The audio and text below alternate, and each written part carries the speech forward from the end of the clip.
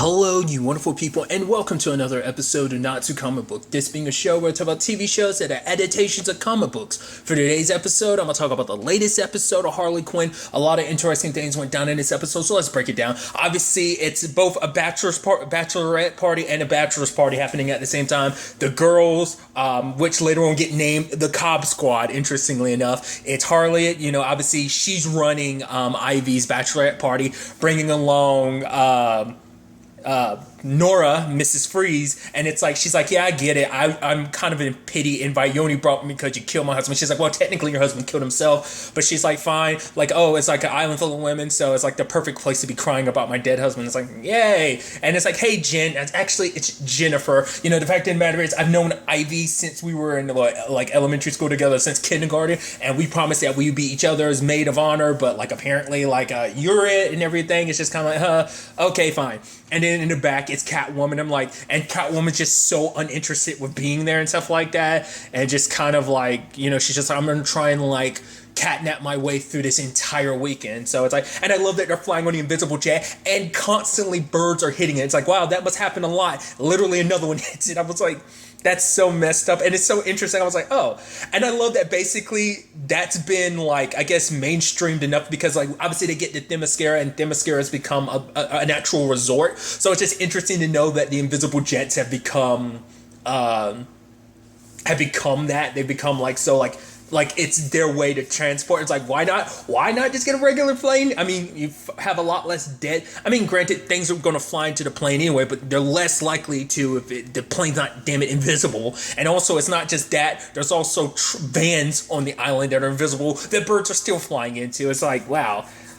Especially considering the fact that, I mean, I guess it also depends on his continuity whether one woman can fly or not, whether or not she, but I guess it's just like, well, it's not just about her, it's about the rest of Themyscira and getting people who can't fly to Themyscira. And even that was interesting. It's like, oh, this is on Themyscira. It's like, well, they make a whole point of like, yeah, only women, men get on this island, they're super dead. I was like, it sounds like Themyscira. And the fact of the matter is, but like it's turned into this whole thing. It's like, wow, it's like basically because Wonder Woman is around anymore, which I'm like, yes, it's about time we acknowledge the fact is none of the heroes are here. Once again, it's like we don't know how much of the Justice League exists in this continuity. Like we know a lot of the heavy hitters are gone. Once again, I brought it up, like I bring it up from time to time. Like we still haven't seen any of them since they got sucked into the book. Like the only heavy hitter we know is still out there is Batman. So. It's just interesting to know that, like, oh, they made it more corporate, and because even Ivy was like, yeah, why does this all seem more corporate? I don't think Wonder Woman would be all down for this stuff, or even the Queen. But it's like, oh, no, the Queen signed off on it and everything. So it's just like, oh yeah, let's have a fun time and just Harley trying to be the life of the party and everything. But you can obviously tell Harley was heavily overcompensating. She's trying to be like, yeah, I'm your best friend. Yeah, like, oh my God, Kite Man, he's the best. Like, if you weren't going to marry him, I definitely will. And I was like, okay. So it's like she's just trying to overcompensate. So the fact of the matter is, it's a situation of at first, it's like, Catwoman's like, oh, it's so obvious how things happen. You two hooked up. She's like, no, we would never. It's like, fine, whatever. And it's like, yes, okay. She's like, oh, I'm so glad I have someone to confide into. She's like, I'm not trying to listen to your book. But then obviously, like, Harley keeps going on. And it's just like, Catwoman could care less. I mean, to be fair, like, her and Ivy already have, like, the complicated relationship because Ivy, like, fangirls about her, which someone else kind of put it in a perspective I never realized that maybe, like, someone kind of pointed out that maybe it wasn't just like her fangirling, like, oh my God, like Catwoman's like so awesome. It's like maybe there was already an underlining like, oh, crush like type of situation, like, oh, there were like emotional feelings there. It was like I said, I didn't read it that way, but someone else was like, oh no, like I just thought that was kind of fascinating because I didn't read that Catwoman Ivy thing like that, but someone else did, so I thought that was kind of interesting. But what was interesting, though, is that Harley did set everything up, like, so that everyone would be better off in their rooms. Like, for example, like, Catwoman's room, she took out the safe. She made Nora's room extra coat, and she made sure that Jen didn't have any fish there, But obviously, like, when they're meeting up later on, like, all everyone is doing is complaining. And I forgot, I'm probably getting the sequence of events out of order. But it's a situation of... they're all complaining, and Harley goes hardcore, being like, shut up, basically, because like Catwoman's about to walk away, she pushes her back and is like, no, we're gonna make this day awesome for Ivy, so kind of get over yourselves. And it's like, whoa, like, it's so interesting because like normally you expect this kind of like from a Bridezilla or something like that. It's so interesting that like Harley's going this hard as like a maid of honor, but to be fair, it's not just a maid of honor thing. It's like obviously she like that's feelings for for Ivy, so obviously once again she's heavily overcompensating. But at at the same time, it's like, I don't even love that line from Nora where she's like, yeah, I've been having so much fun, I haven't for once thought about my dead husband. And like Ivy's like, oh man, here's all these people who definitely don't normally get along, all they're out getting along and everything. It's like, hell yeah. And it's like, is there anything else here to do? And it's like, oh yeah, like there's a boat that will take you over to the other island. It's like a whole bunch of males. Yep, we're doing that. And they're at a strip club and they run into like Maxius Zeus, and then him and Nora start hooking up. So it's just like, oh, I guess she found compensation after the whole Mr. Freeze situation.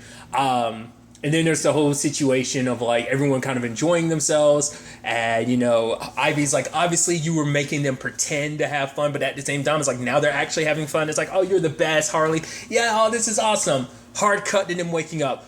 Wait, shit, what the fuck? We banged. It's like, whoa, okay. So that's interesting. And it's just kind of like, obviously, like, Ivy's like, we can't, like, first it was bad enough. It was like, it was a kiss. This is worse. Like, this is my bachelorette party. I literally slept with you, Harley. She's like, whoa, this can't happen again. And she just wanted to, she was trying to get off the island, but there was no way to leave yet. So she was going to stay in her room. And obviously, Harley wanted to kind of make things better. She's like, I promise you, everything's going to be okay. Like, don't stay locked up in the weekend. Like, I know things kind of got the way they were, but I promise it's not going to happen again. The fact of the matter is, everything's going to be good. And she's like, okay, fine, I'll come out. What was really interesting, though, is the whole situation with when it gets revealed that, like, Harley's like, oh, yeah, I had this secret plan the entire time. She's like, yeah, Eris, she's actually manipulating. She's got mind control over the queen. And the fact of the matter is she's trying to make Themyscira into make it into the resort it is, because she's trying to sell it to Lex Luthor, which I'm like, hey, because we haven't seen the Legion of Doom like since last season. So like the whole thing was like, well, they've been taken care of, but it was making you wonder like, where were they? So it's like, oh yeah, Lex Luthor's still out there. I mean, it must be good not to have to deal with the whole Superman situation. So, but obviously it's like Harley was like, oh yeah, she like this whole weekend was also supposed to be that. It's like first we have fun and everything, like you enjoy the resort, and then we destroy it, because like she knew this would be Ivy's thing of like, oh yeah, like restoring Themyscira to its natural beauty, let nature kind of have its course rather than humans kind of, or rather people ruining the nature aspect of it and kind of corporatizing it. So. And obviously, it's kind of a thing of like, one by one, everyone else is kind of down for it. Jennifer's asking like, oh, these mimosas like bottomless? And the lady's like, no. She's like, fuck it, let's kill her. I'm like, I love that that's what got Jennifer into it. So it's like, hey, they go in there, they bust up the function and start killing. And I love, it's like, yeah. And Ivy's like, the cop squad. And she shows off the tattoo and like, wait, did literally no one else get the tattoo? Jennifer's like, so it's like, wow. I thought she'd be a little more pissed than that, but slowly but surely, all of them kicking some major ass, killing. Even at one point, like Jennifer jumped on that shit quick. She started biting into like one Amazonian's neck and stuff like that. You're like, jeez. And they kind of break up the function and stuff like that. He's like, Eris, watch out on your right. No, not that right. Not that other right. My right. Damn it. And so. Even Nora be like, wait, which HDMI is this plugged into? Because she's trying to he's like, wait, I made it full screen. Like, what's going, And so they end up throwing Eris out. And it's just like, yeah, that's for trying to destroy Themyscira, for taking control of the queen. And then comes Jennifer for not having bottomless mimosas. It's like, well, I guess if you have your reasons to fight, you have your reasons to fight, right? And because they had saved the queen and everything, it's like, all right, so we're going to do our normal tradition. And Harley's like, throw a fucking rager. And the queen's like, throwing a fucking rager. And it's like, they're partying. And Ivy's like, yeah, this was the best thing ever. You know me better than anyone else. It's like, oh, yeah, it's so fun and everything. Hard cut to them having banged again. It's like, she's like, what? No, we literally said we weren't going to do it again, and then we immediately did it again. But it's like, we can't let this happen. Harley's like, right. She's like, but why can't we let this happen again? Because it's interesting, because Harley's like, well, come on, the fact of the matter is, we know each other so well, and the fact of the matter is, yeah, we're best friends and everything. And so, because for like Ivy, she's like, I don't want to like end up losing you. But she's like, no, it'll be like, we keep the aspect of us being best friends, and then, you get to have fun like we did. And the fact of the matter is, we get to go around toppling like, saving female armies parties and stuff like that, kind of doing the stuff that like Ivy fights for and stuff like that. So it's just kind of like, would that really be so bad us being together? She's like, at least think about it. And you're like, oh man, that's interesting. And when the weekend was all said and done, we see Nora and Zeus still banging it out. Jennifer returns home to her family. He's like, no, I'm not Jennifer, I'm Jen now. And he's like, what happened on that trip? And Ivy sadly turns Harley down because for her, it's like, you have a tendency to kind of run from a lot of stuff. And she's like, I trust you with my life, Harley. I just can't trust you with my heart, because I don't want to take the chance that one day you're going to decide that you're just going to up and leave. So I get kind of, where Ivy is coming from with that whole situation. And it's just heartbreaking. But it's like, there's no like denying it now at this point in time of like, you feel something too. So it's not even like a situation of like, oh, it's like only one-sided or something like Ivy kind of made it seem like, oh, no, like, it's not, it's not like that. But it's like, no, like, obviously she feels it too. So it's not like it's a one-sided thing. It's just a thing of like, she doesn't know she could trust Harley with her heart. So the question then becomes like, well, what does Harley do? Like, what's she going to do to kind of convince Ivy otherwise? Is she going to do that? Is she going to try and prove like, no, you can trust me. I'd never break your heart. I'd never hurt you. I mean, we're also talking about Harley, who literally kind of was in a very, because like obviously this relationship is good for her because the last relationship she was in the Joker, her relationship with the Joker, and that ended up being like the nasty, complicated thing it was. But like I said, this is all, the Cobb Squad side of things. On the Bachelorette side of things, like you got Frank, Clayface, and Kite Man doing puzzles. And obviously, like, King Shark isn't too fond of being out here in the open water because for him, he didn't leave on the best terms. And then this crab named Samson shows up and I'm like, wait, are we? And it's like, yeah, you got to return to under the sea because it's like, oh yeah, you're supposed to get married. I'm like, right, that's so interesting because speaking of Nora, like if I remember correctly, during that Mr. Freeze episode is when it came up about the fact is that he is actually engaged. He dropped it like it was like a quick like one sentence drop about like, oh yeah, I'm supposed to be engaged in an arranged marriage and everything to someone named Tabitha, and they just never went anywhere with that necessarily. But now it's like, oh, we're circling back to that now. So it's basically like if you don't do this, like it's going to turn into a war because he's next in line to take over the throne from his dad. Which I'm wondering how. I mean, well, I guess the movie Aquaman kind of answered it because I was like, how do the different kingdoms work when it comes to like you being the king of Atlantis? So it's like, well, different groups have their different kings, and so. But I guess it's like as Aquaman, you're like Aquaman. Arthur's kind of like the king of like all of the seas and stuff like that, and everything, not just his, so there's that whole thing.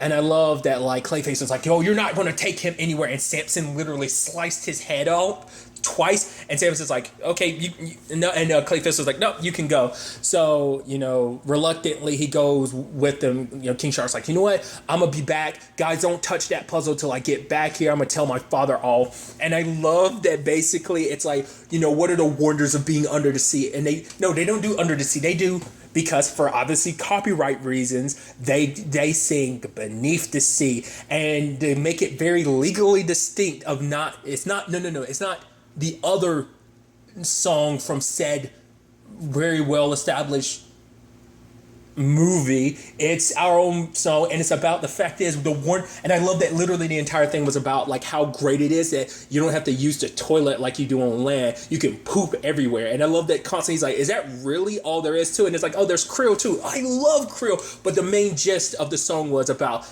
ain't it awesome how you can literally poop everywhere? Look at everyone else pooping everywhere, and it's just like I was like, that's pretty gnarly. You're literally swimming in your own filth, but it's just kind of like, isn't it great? Is it grand? So there's that. But it's like, there's other reasons too, because it's like, well, if you don't do it, like it's going to turn to a bloody war where thousands of people are going to die. It's like, well, why didn't you use that as a song? It's like, well, because there's nothing to really rhyme that together as a song as much as the poop stuff did. That rhymed very nicely. So it's like, okay. So it's like, I love that that's where we're going. It's almost like we're getting Aquaman meets a Little Mermaid. I love that ended up being kind of like the comparison we kind of got. I mean, but nevertheless, he meets his betrothed because he initially was like, all right, fine, I'll marry her. But then he meets Tabitha, and obviously Tabitha is not all keen about marrying him either. So for him, it's like, he's like, I'm here to tell you, Dad, I'm not getting married. She doesn't want to get married to me. I don't want to get married to her either. I want to marry for love. And he's like, no son of mine is going to get married for love. Because I also love that literally, can you tell? It's like Phil Lamar voices both the crab and his dad.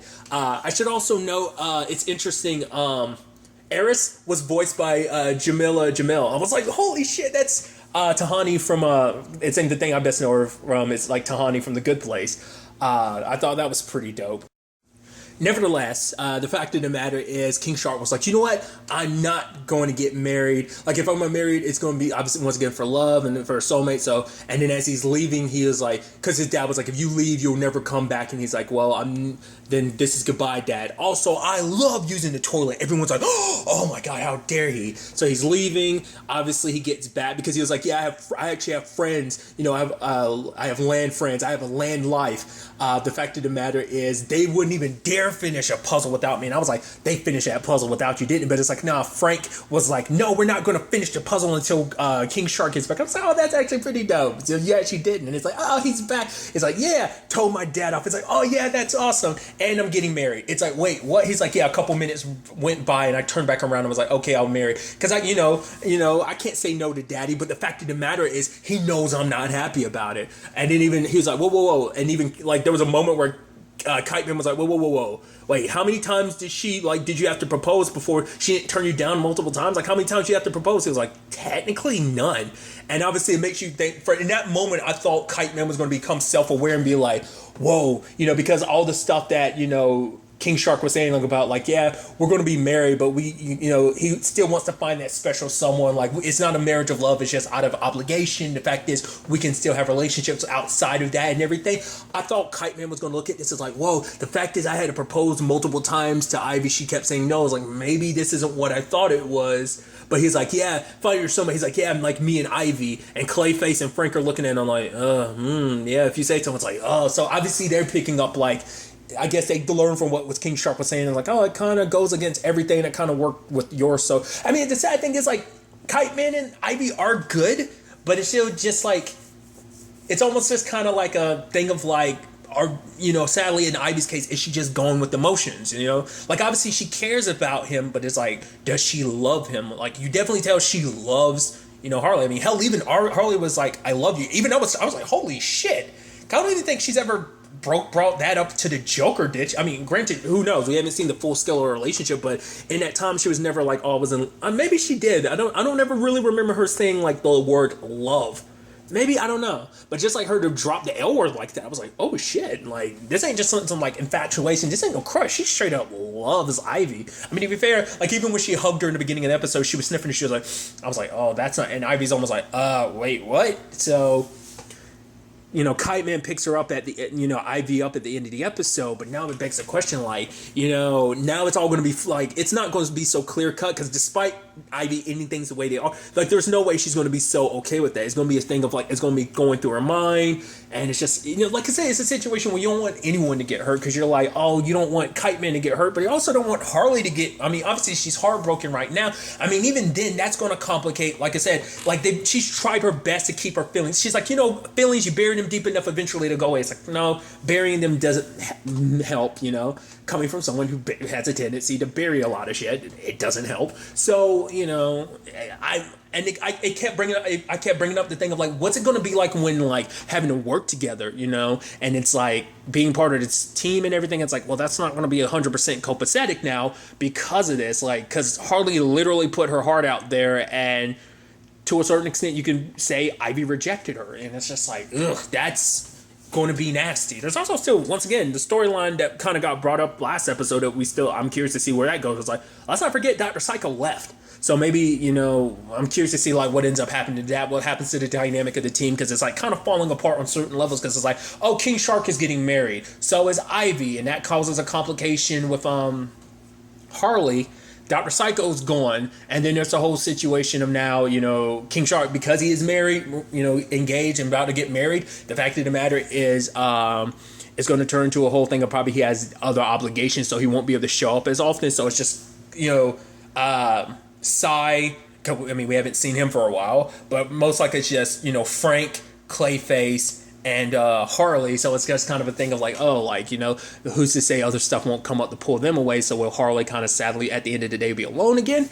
I'm interested to see ultimately where all this ends up taking us going forward into the next episode.